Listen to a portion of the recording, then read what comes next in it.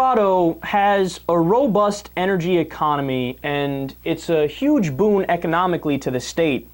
So, of course, along with fossil fuel comes possible environmental issues and pollution issues. And they've had oil spills, and the fracking industry is also picking up there.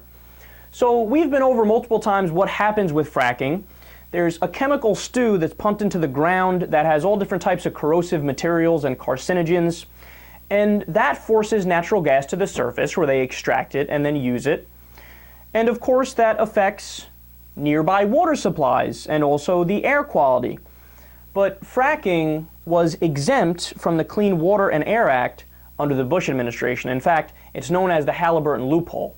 So Bush and Cheney's buddies in big business asked them, hey, hook us up, do this favor for us, we need to be able to pollute to make all this money. And they were like, okay, no problem.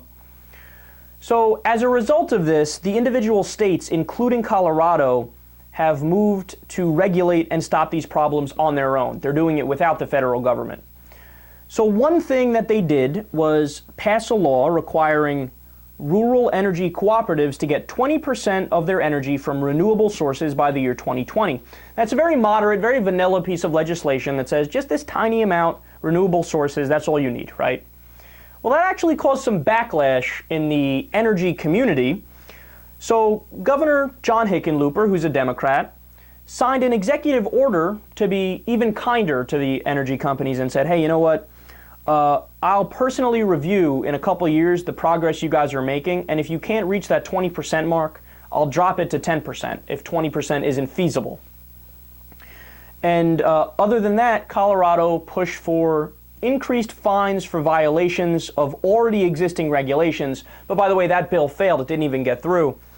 So what we have here is a very, very tiny attempt by Colorado to just have basic regulation of the dirty fossil fuel industry, which is causing environmental issues in the area, right? Very, very tiny, moderate reforms. Well, as a result of this, people in some counties in Colorado, as well as Kansas and Nebraska, tried to secede and create a 51st state. Now, all of this is just to avoid environmental regulations.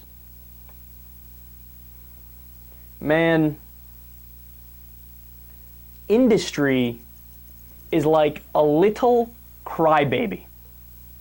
Now, I understand, man, and I run a business, so I get it. You know, you want to make money, you want to do well, but even moderate legislation saying 20% needs to be renewable energy by this far-off date in the future, if you're going to try to secede and create a 51st state, and they were going to call it North Colorado, by the way, and the only reason they were going to do it is so they could pollute nonstop in that 51st state in North Colorado. It would be as dirty an energy place as you could possibly get. No, it's official, man. Certain industries in the U.S., I'd almost go as far as saying most industries, but I don't want to. They're like the crying toddler in the toy store when mommy says, oh, no, we already bought you a similar toy to that, honey. We can't buy you this one today. We're going to go home. No, I want to pollute. I want to destroy the environment. I want to make people sick so I can make an extra dime.